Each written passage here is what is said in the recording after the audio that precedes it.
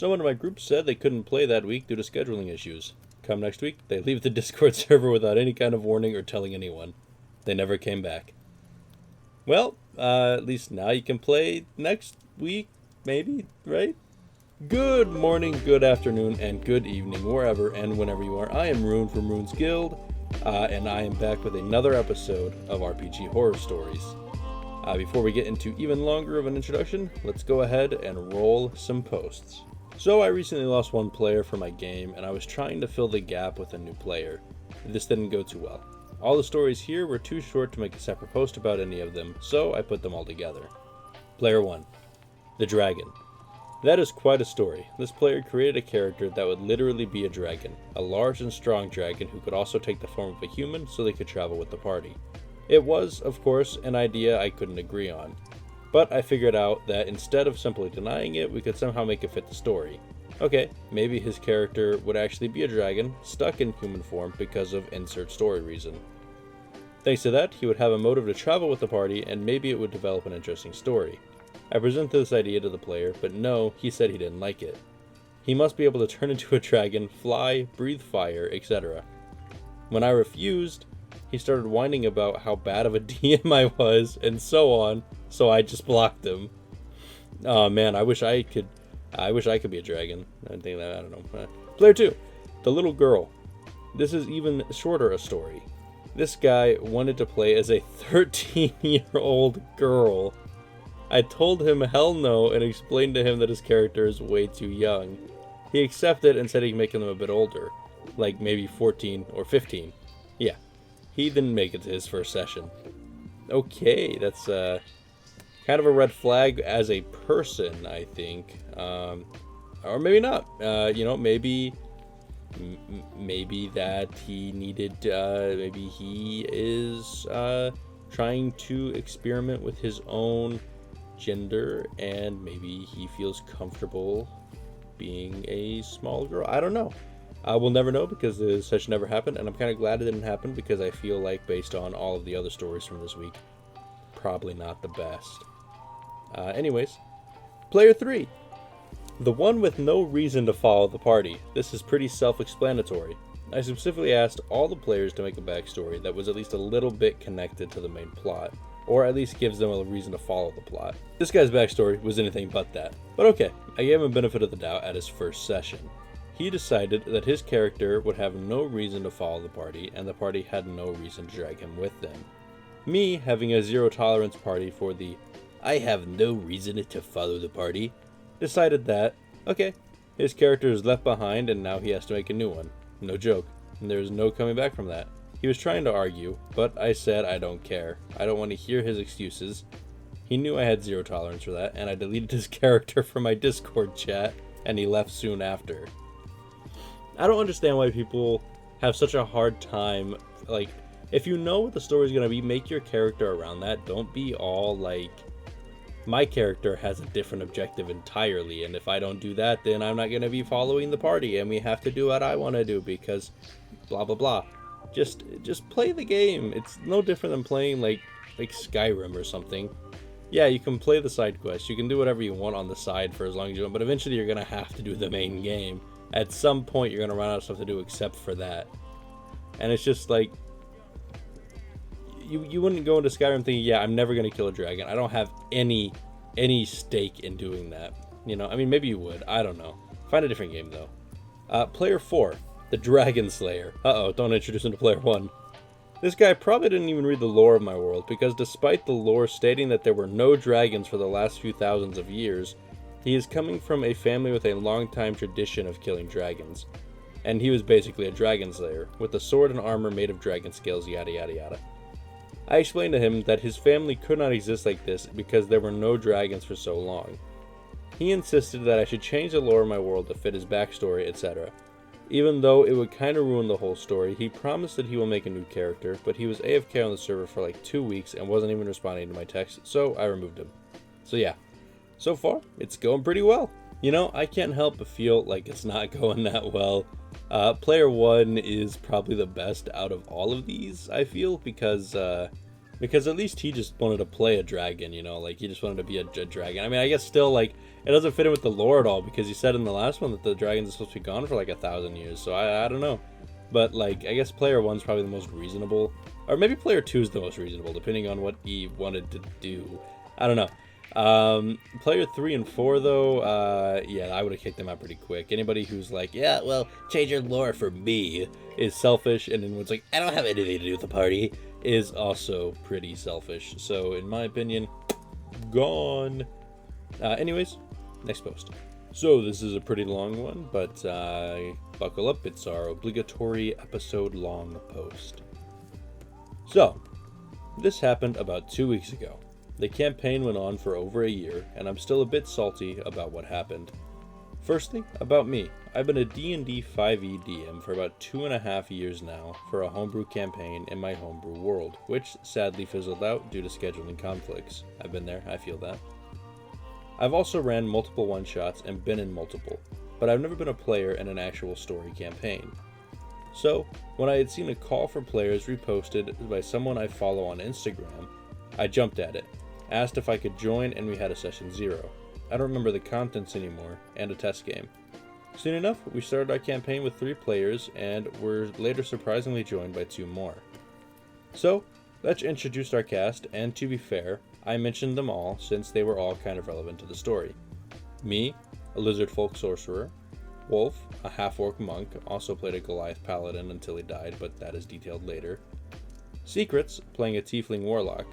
Smith, playing a human barbarian, joined later, and Archer, playing a wood elf ranger, joined later. Before the campaign even started, during character creation, I asked my DM if I could do a little homebrew, and he accepted. I wanted my lizard folk to be a small character, for story reasons, because he was rather weak. That was totally fine and didn't have huge effects on my character stats. At the time, the tiefling wanted to play a wizard, and since I wanted my character to be a sorcerer, there would have been some overlap between the two of us, which is why I played a homebrew variant, the alternate sorcerer by Laser Llama, and my DM accepted it.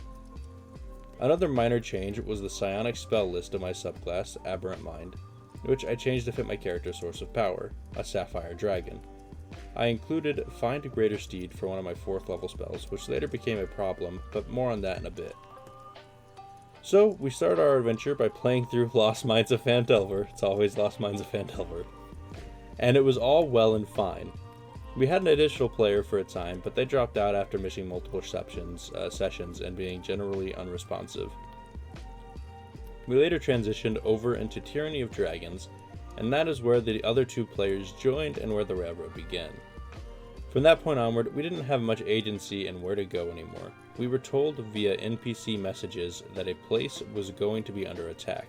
Follow the trail to a missing NPC, needed to save a space for dragon eggs.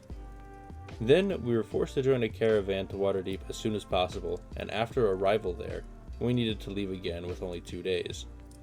At that time, I thought it was all cool, but in hindsight it felt very railroaded. Problem was, my character needed training by another sorcerer, for which he needed to stay in a place for a while, but we never stayed in the city for more than 2 days. After leaving Waterdeep, our DM gave us a level up and told us that from now on, challenges might be tougher and we wouldn't be able to kill everything we came across, foreshadowing. That is when my character learned Find Greater Steed and cast it to summon a Dragonelle, a form of a minor dragon, as his loyal mount. But Archer was not happy with that. They played a Drake Warden, which gained a Drake as a companion and a mount, but later also being able to fly. I talked to the DM about the issue and that I didn't want to step on their toes. I then asked my DM to work it out, that I'd be losing the spell again after next level up. We followed the railroad into a castle in the swamp where we fought a black dragon, who had an item in its possession, which my character needed, a sunblade. This is due to my character losing a dear friend, the Goliath Paladin, for which he swore an oath of vengeance and the Sapphire Dragon showed him the location of the sunblade. Once I got it, I wanted to multi-class into a homebrew prestige class made by me, which the DM allowed when I pitched it. But we had some misunderstandings when this was going to happen. So this got postponed and things got switched around, but I eventually got the weapon and asked my DM again about some last minute changes to the prestige class, which were mainly oversights from the time I made it. He wasn't too happy about it, and we had a heated discussion via text chat where I outlined the reasons for the changes, but in the end I complied and multiclassed into a Hexblade Warlock to be more official with my character. We also had a discussion about my character's home and backstory, where he wasn't happy and that my character's home was supposed to be a big city full of lizard folk. But yet again, I complied and made the home smaller, so I wrote out the backstory and even drew a detailed map of his home. About that black dragon earlier, we were level 7, pretty exhausted from one previous fight with one of the big bads, and it was an adult black dragon. So way out of our league, and I discussed that with Wolf in a previous session, and the DM couldn't possibly make us fight an adult black dragon, which seemingly appeared out of nowhere, but we knew it was there. Yet he did, and my character went unconscious, and being unable to hit it and saving against all my spells due to legendary resistance, the dragon wanted to fly away, and Archer saved the day. So we got our next level up, and I took my level in Warlock, which we all know is a pretty strong combo. Next goal was my character's home, where he needed to fight in an arena and almost died again. We then needed to save some more lizard folk from a cave beneath his home, where we encountered 2 mind flayers. We were not all equipped to fight them though. Nobody with high intelligence, 2 characters with negative int saves, mine included, nothing to cure the stun, an NPC who couldn't help, and no rest in between fights. There were also way too many for our level. All in all, a recipe for disaster. We still won all 3 fights, but many characters were stunned for the duration of the fights, which was frustrating. Especially when it was your character's backstory quest. In the boss fight, we fought 2 mind flayers, and from what I'm guessing, an Ulitherid, essentially a greater mind flayer, which was yet again a deadly encounter, but my character was stunned the whole time anyway, same as the NPC. Everyone but the ranger was stunned at some time. In comes the ranger using Hunter's Mark and a homebrew 2nd level spell to attack 4 times, hitting and critting twice, okay, to deal close to 100 damage. Archer pretty much won our fight single-handedly. After that session, I was frustrated and outlined my concerns to the DM regarding the difficulty of the combat and the homebrew spell used by the ranger. It was not fun to run from near-death experiences to near-death experiences, and 4 attacks all triggering Hunter's Mark is way too much. Apparently, this was the straw that broke the camel's back, and 4 days later, no response in the meantime, I received a message from the DM kicking me out of the campaign. So let's discuss his reasoning. The DM talked to all the players. All of them are annoyed by me, and apparently I have a real main character syndrome. I don't know where that came from, since nobody ever talked to me about it. To be fair, I talk a lot and initiate a lot of roleplay, but I never sought to be the center of attention. The DM said that I inserted myself into any situation, which actually never happened. He also said I interfered with other players' agency. I don't know what he means. Sure, I told our barbarian to grapple an enemy, but that's nothing major. My character always wanted others to thrive and be the best version of themselves, which caused him to try and persuade them to change their ways. For example, Warlock has a pact with a fiend, and my character wanted them to break their pact. He accused my character of being too intelligent, but again, I do not know which situations he means. He did not provide any examples of this. Apparently people wanted to quit because everything has to revolve around me and my will has to happen. Nobody talked to me about this. He said that I exploited him for being a newbie DM and accused me of thinking myself better than him, exclaiming that he has spent much more sessions as a DM and is running 2 campaigns where the players have fun. All that even though he knew I had a lot of games under my belt as a DM, and I even DM once for him. He said I wanted everything about my character to be special, which is kinda true, but not a valid reason to be kicked. Adventurers should be special, and I wanted him to be special by using homebrewery in the Forgotten Realms. He also accused me that I changed my character's backstory and revealed it without telling him, but that never happened. I get to choose when to reveal my backstory, or he forces it but nothing else. Also, my character's backstory stayed the same for the whole year. He wanted to allow me to use my world in a future Spelljammer campaign, and I told him that I'll look into it and how it could work. When I told him there would be changes needed to make it official canon, and it wouldn't work otherwise, he tried to explain official Spelljammer to me. I told him that it wouldn't work then. Now he tried to depict himself as a savior by telling me he did it out of pity because my campaign died. He also accused me of not saying, "Hey, that's cool," I'll see how I can combine it with my cosmology, which I did when he first asked. DM also accused me of not being able to give up control and seeing myself as a co-DM, also saying that he is much more experienced than me. Once again, I do not know where that came from. I tried to help with the rules and the like, both of our and the enemy's favor. Lately, I've made some mistakes about losing concentration when being stunned. I did not know that at the time, but the DM did not look up to the actual rules either. And to be fair, that rule is not mentioned by the stunned or incapacitated conditions. Yes, I failed as a rules lawyer, but so did he. And lastly, according to him, the straw that broke the camel's back was that I actively complained against other players. Even though I was the special snowflake character who secretly wanted to be as optimized as possible, I guess it was about the archer's homebrew spell and my multiclass in a warlock, but I never secretly optimized my character and only took Hexblade Warlock because it was the best story-wise option. The discussion about optimization is ridiculous since I deliberately chose to have a 7 in strength and 9 intelligence when I had 12 and 13 left over in my stat array. We rolled stats. He said these were too many red flags and kicked me. I didn't have the chance to explain myself or talk openly about the issue. He told me he was not interested in an answer, explanations, or whatever, which I wasn't even able to give since he blocked me.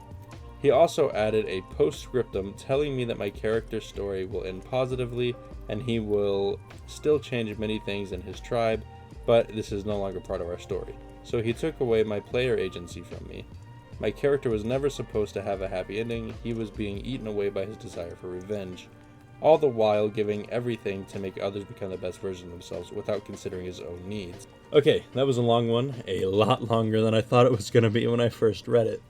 When I first glanced over, that is. I feel like there is a lot more to this story than what we've been told, and I feel like this guy's probably the fault. I feel like the way he's phrasing it comes off very narcissistic to me. Well, everything I did was okay, but what they did was wrong. It comes off very narcissistic to me, and I don't know, I feel like I would need to get the DM side of the story as well, but I mean, he even said himself at one point, I just want people to be the best version of themselves. People who say that are the ones who are actively trying to take control of other people's characters. Like, if you want someone to be the best version of themselves, you can roleplay, you know, you can be like, hey, I think that maybe you shouldn't be sworn to a devil, you know. But I feel like this guy probably said it out of character. Was like, yeah, you should probably break your devil thing and do a different pact with something because you'll be more powerful. I feel like that's probably how it went down. I just feel like this guy is probably the butthole and is probably the reason that he himself got kicked, not anything the DM did or anything anybody else did. It's probably 100% completely his fault. And he can say anything he wants, but the way he wrote comes off very high horsey and very I'm more intelligent than you. Like, just very show-offy, I should say. You might think differently. Maybe you have a different opinion. You can tell me that in the comments below, because this is the end of this episode of RPG Horror Stories. If you have your own, leave it in the comments below. If you don't have your own horror story, good for you. Leave me a like, a comment, a sub, whatever you feel like you want to do. If you didn't enjoy it, that's my bad. I'm sorry. And I suppose the only thing I have to say is if you can't think of a comment, go ahead and leave the comment problem player, probably. That is everything from me. Thanks for watching, and I will see you all in the next video. Bye.